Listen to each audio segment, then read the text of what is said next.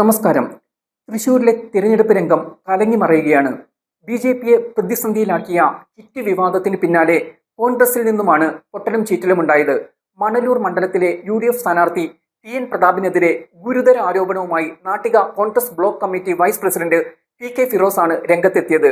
കഴിഞ്ഞ ലോക്സഭാ തെരഞ്ഞെടുപ്പിൽ തൃശൂർ മണ്ഡലത്തിലെ ബി.ജെ.പി സ്ഥാനാർത്ഥിയായ സുരേഷ് ഗോപിയെ ജയിപ്പിക്കാൻ പ്രതാപൻ ബി.ജെ.പിയുമായി കോടികളുടെ ഡീലുണ്ടാക്കിയെന്നാണ് ഫിറോസിന്റെ ആരോപണം.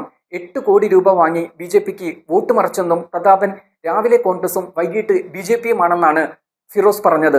ബി.ജെ.പിക്ക് എതിരായി ഉയർന്ന കിറ്റ് വിവാദത്തിൽ ഇടപെട്ട് പ്രശ്നം ആളിക്കത്തിച്ച പ്രതാപനെ ഇതുമായി ബന്ധപ്പെടുത്തി തന്നെയാണ് ഫിറോസ് പ്രതിക്കൂട്ടിലാക്കിയത്.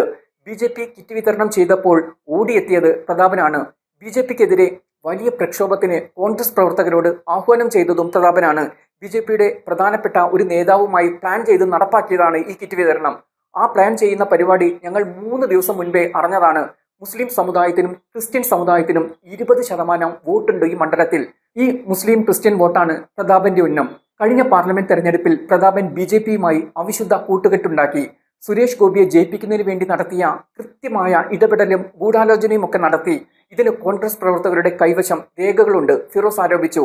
CPMന്റെ തൃശൂർ ജില്ലാ കമ്മിറ്റി ഓഫീസിൽ വെച്ചാണ് ഫിറോസ് ഈ ആരോപണം ഉന്നയിച്ചത്. LDF നടത്തിയ വാർത്താ സമ്മേളനത്തിൽ പങ്കെടുത്താണ് രൂക്ഷ വിമർശനവുമായി ഫിറോസ് രംഗത്ത് വന്നത്.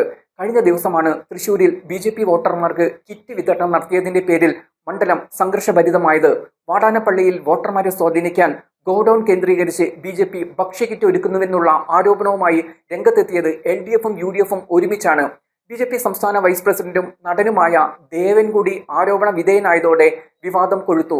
തെരഞ്ഞെടുപ്പ് ഉദ്യോഗസ്ഥർ ചാമ്പ്യൻസ് ട്രേഡേഴ്സ് എന്ന ഈ ഗോഡൌണിൽ നടത്തിയ പരിശോധനയെ തുടർന്ന് 1500 കിറ്റുകൾ പിടിച്ചെടുത്തെന്നും എന്നാൽ തെളിവുകളില്ലാത്തതിനാൽ കേസെടുത്തിട്ടില്ലെന്നുമാണ് പോലീസ് അറിയിച്ചത്. സംഘർഷത്തെ തുടർന്ന് ടി.എൻ. പ്രതാപൻ ഉൾപ്പെടെയുള്ളവരെ പോലീസ് അറസ്റ്റ് ചെയ്താണ് നീക്കിയത്. LDFും UDFും വിവാദമുണ്ടാക്കിയത് തോൽവി ഭയന്നാണെന്നാണ് ദേവൻ ആരോപിച്ചത്. ഇതിന് തൊട്ടു പിന്നാലെയാണ് പ്രതാപനെതിരെ ആരോപണവുമായി കോൺഗ്രസ് നേതാവ് രംഗത്തു വന്നത്.